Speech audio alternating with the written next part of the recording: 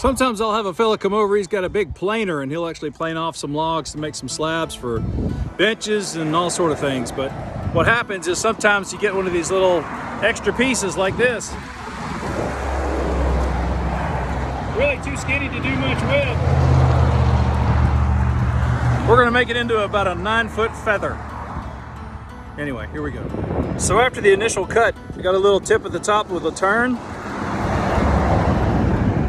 That is more than 9 feet. That's probably about a 13-foot tall feather by the time we're done with it, which is going to be a big one. Anyway, that's stage 2. We have to do it in steps because of the way it's laid out or whatever. Let's keep going.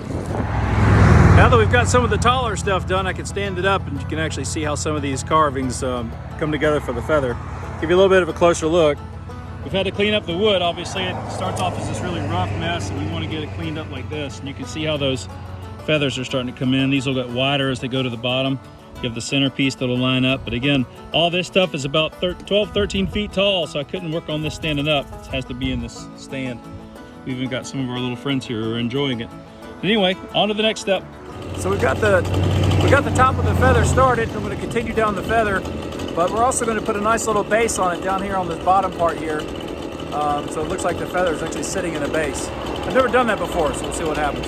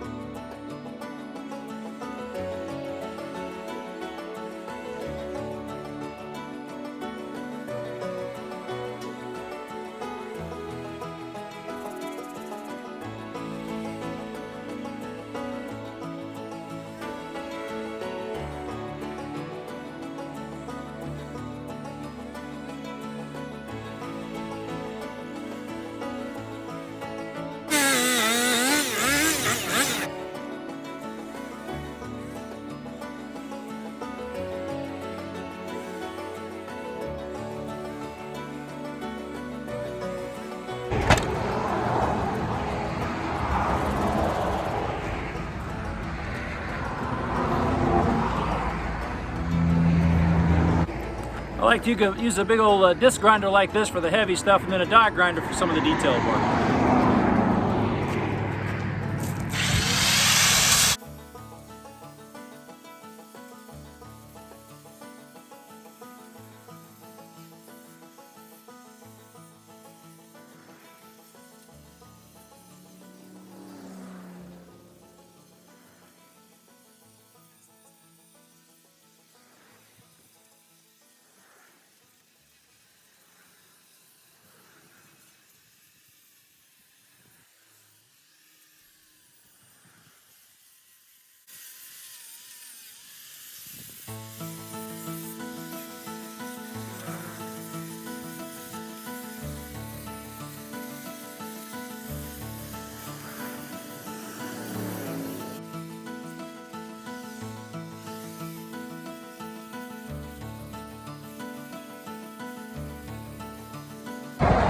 So just getting ready to wrap up the feather, I wanted to show a couple little additional changes that we made. I wanted a little more relief here at the base of it, and I wanted to give a little bit of a fire pattern down at the bottom for the outside.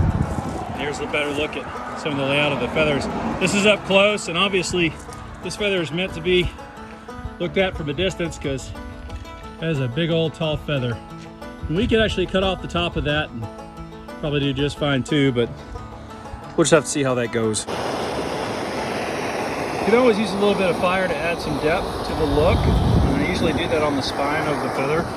This gives it a little bit more of a look. And sometimes I'll even go side to side, because any feather that you ever look at never looks exactly the same. It's got a little, some detail to it. And from feather to feather, usually like in a stripe pattern. So I use a little bit of fire for that. And once I'm done with this, it's a slow process. I'm not going to make you watch this, but once I'm done with it, I'll turn it back on. You can look at what this looks like.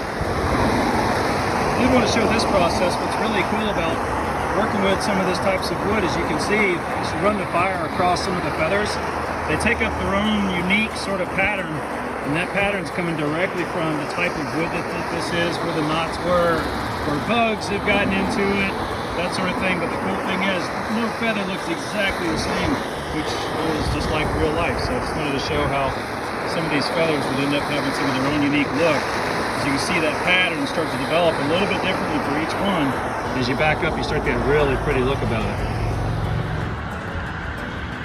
So that's our 13-foot feather. Yep, that's going to do it. We'll put it out front, see if it gets any attention. Thanks for watching.